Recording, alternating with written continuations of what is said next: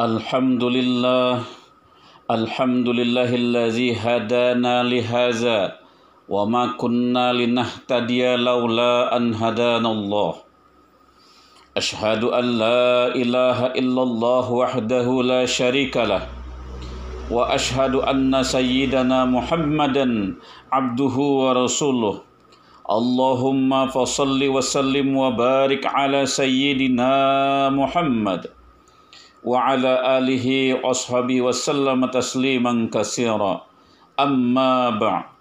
Faya ayyuhal hadirun al-kiram, usi nafsi wa iyyakum bitaqwallah faqad fazal muttaqun.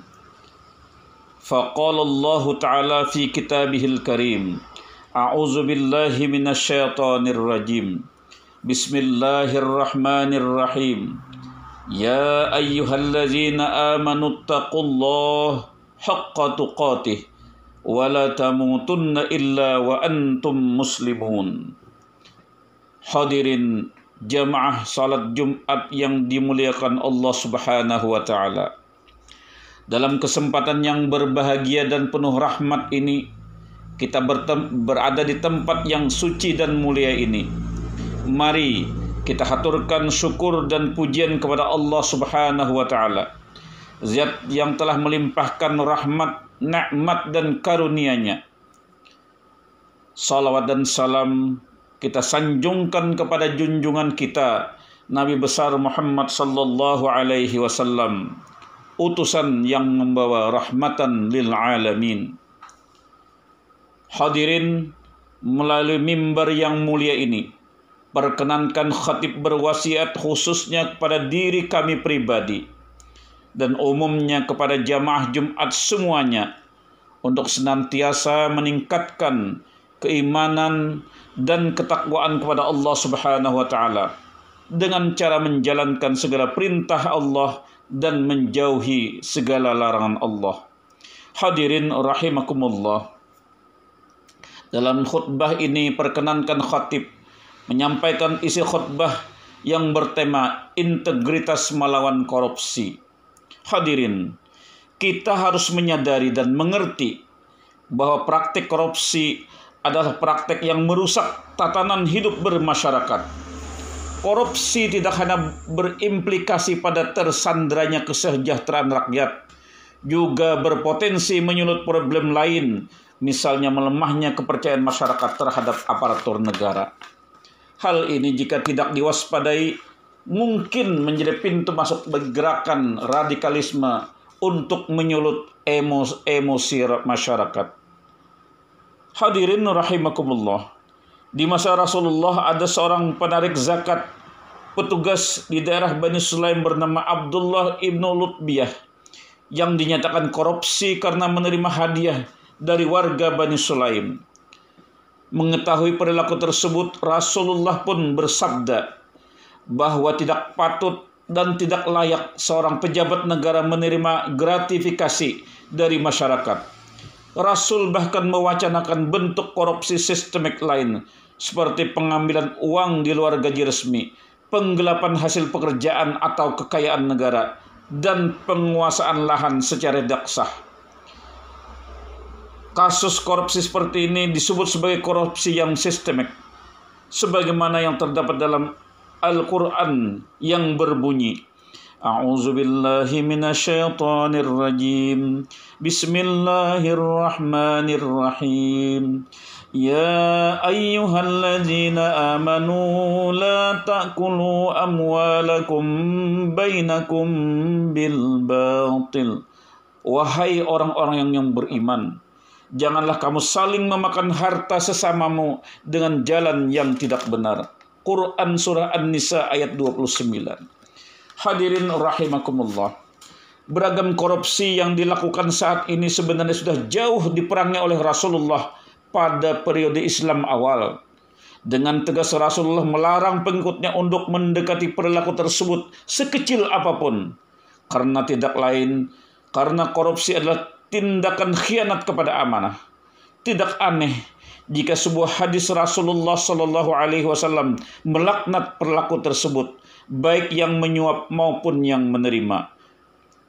an Abdullah bin Amrin qala la'ana Rasulullahir rashi wal murtashi, rawahu Abu Daud. Diriwayatkan dari sahabat Abdullah bin Amr, Rasulullah bersabda, beliau melaknat orang yang menyuap dan orang yang menerima suap. Hadirin rahimakumullah, ma'asyiral muslimin sidang Jumat yang dimuliakan Allah. Ada 3 faktor penting yang menjadi dasar modal pemberantasan korupsi. Yang pertama, internalisasi nilai-nilai keberagaman. Beragama bukan persoalan simbolikum. Keimanan tidak bisa dianggap terwakilkan lewat penggunaan simbol religius semata, misalnya peci dan baju.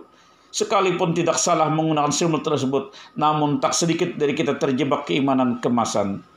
Oleh sebab itu, perilaku koruptif bisa dihindari jika setiap pemeluk agama, termasuk kita umat Islam, mampu mengekstrasi nilai-nilai ajaran agama ke dalam diri kita.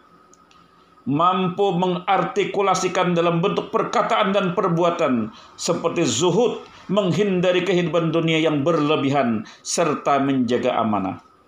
Yang kedua, memperluas gaung gerakan anti korupsi lewat media sosial. Pada awal periode Khalifah Umar bin Khattab, tindakan dilakukannya adalah membersihkan borok-borok korupsi pejabat internal. Umar dikenal keras memberantas korupsi. Ia perintahkan seluruh pejabat untuk melaporkan kekayaan pribadinya.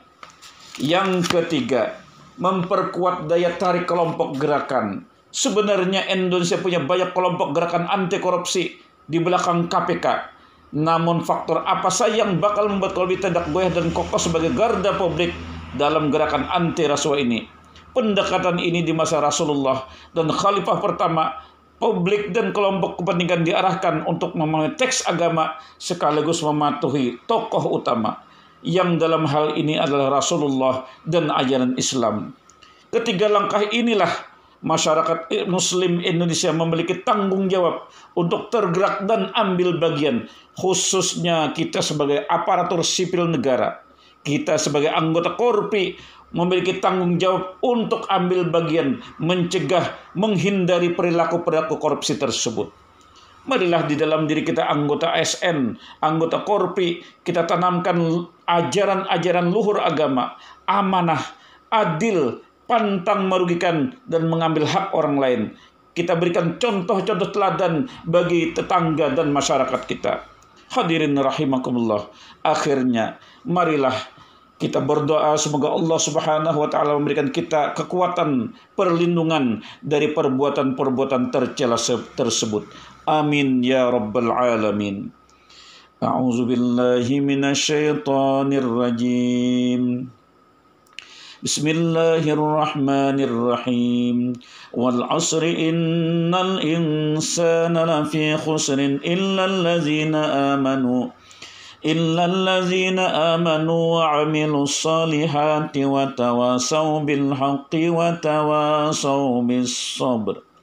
Barakallahu li wa lakum fil Qur'anil azim wa nafa'ani wa iyyakum fihi minal ayati wa zikril hakim wa taqabbal minni wa minkum tilawatah innahu huwas samiul alim wa qur rabbighfir warham wa anta khairur rahimin.